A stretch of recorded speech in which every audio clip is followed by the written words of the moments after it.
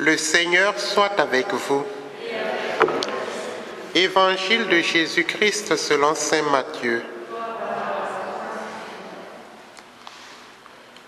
Jésus disait aux chefs des prêtres et aux pharisiens, « Écoutez cette parabole.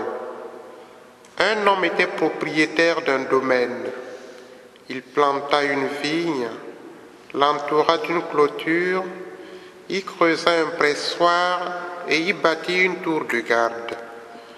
Puis il la donna en fermage à des vignerons et partit en voyage. Quand arriva le moment de la vendange, il envoya ses serviteurs auprès des vignerons pour se faire remettre le produit de la vigne. Mais les vignerons se saisirent des serviteurs, frappèrent l'un, tuèrent l'autre, lapidèrent le troisième. De nouveau, le propriétaire envoya d'autres serviteurs plus nombreux que les premiers, mais ils furent traités de la même façon.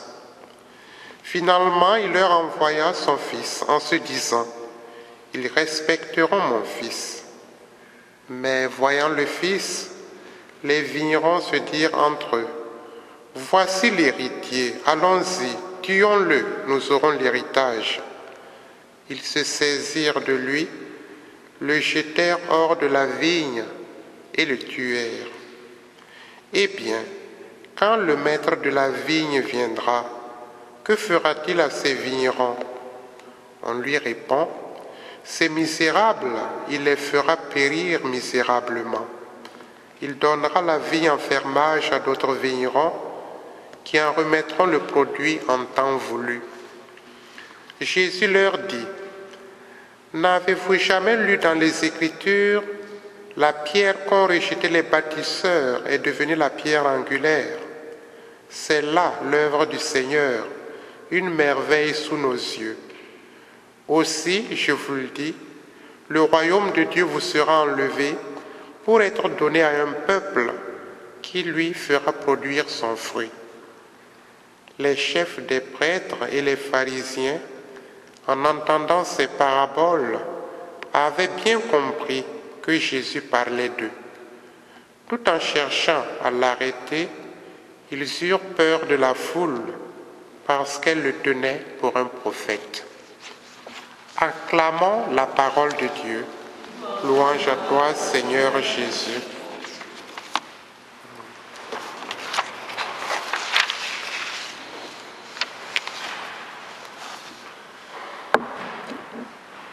En ce premier vendredi du mois de mars,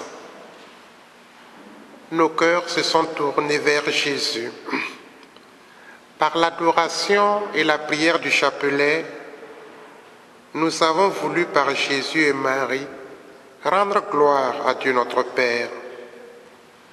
Les textes nous parlent de fils préférés, de fils bien-aimés. Joseph, qui était préféré, chacun de nous qui est préféré.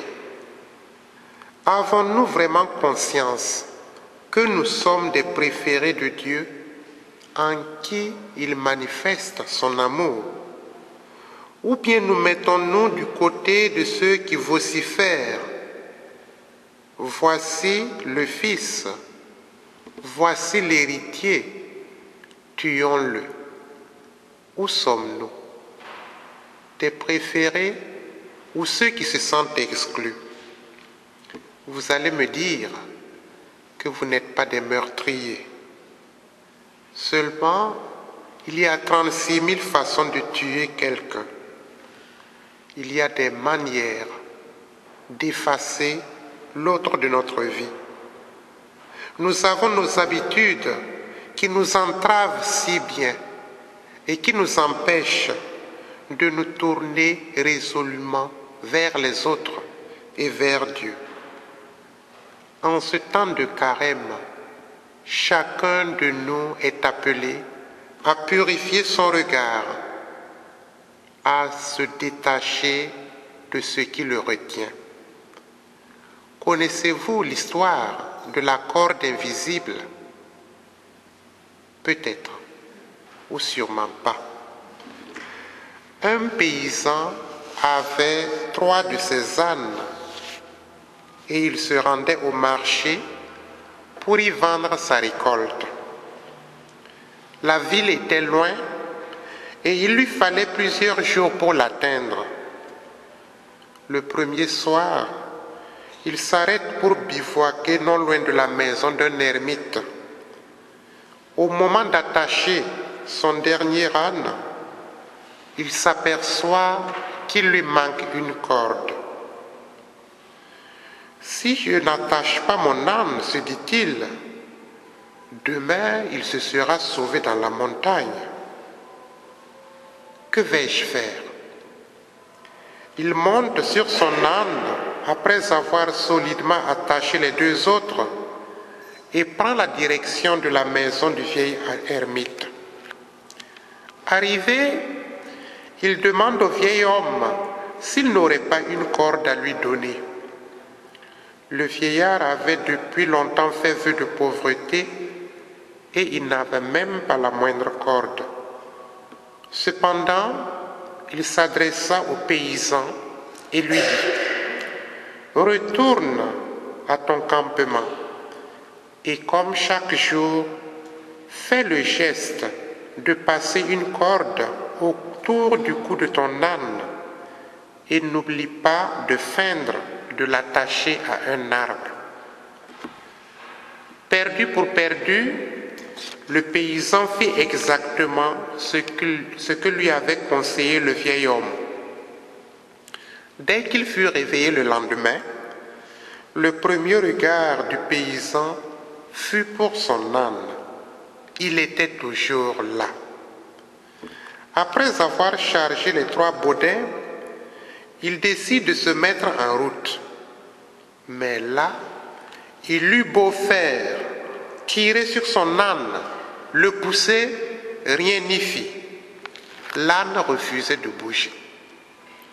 Désespéré, il retourne voir l'ermite et lui raconte sa mésaventure. « As-tu pensé seulement à enlever la corde ?» lui demanda-t-il. « Mais quelle corde? Il n'y a pas de corde, » répondit le paysan. « Pour toi, oui, mais pas pour l'âne, » affirma l'ermite. Le paysan retourne au campement et d'un mouvement ample, il mime le geste de retirer la corde.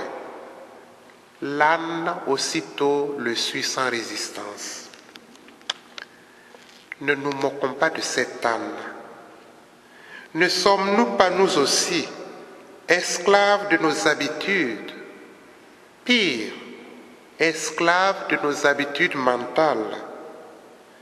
Demandons-nous ce soir, quelle corde invisible nous empêche de progresser? Quelle corde me retient dans ma vie de foi? Quelle corde me retient dans l'amour que je tente vainement de manifester? Ce temps de carême est un temps propice pour nous défaire de nos cordes. Qu'est-ce qui me retient? Serait-ce le regard des autres, l'image de moi et ma renommée, mon avoir, mes biens, ma jalousie? Nous sommes tous invités à prier, à partager et à faire pénitence. Nos refus d'aimer et de servir condamnent le Fils bien-aimé à la mort.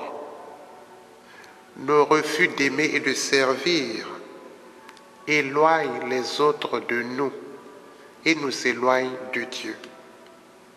Demandons ce soir à Marie, elle qui a su dire oui et qui ne s'est jamais laissée entraver par aucune attache, d'orienter nos regards vers son Fils qui nous invite à cheminer avec lui tous les jours pour ressusciter avec lui à Pâques. Amen.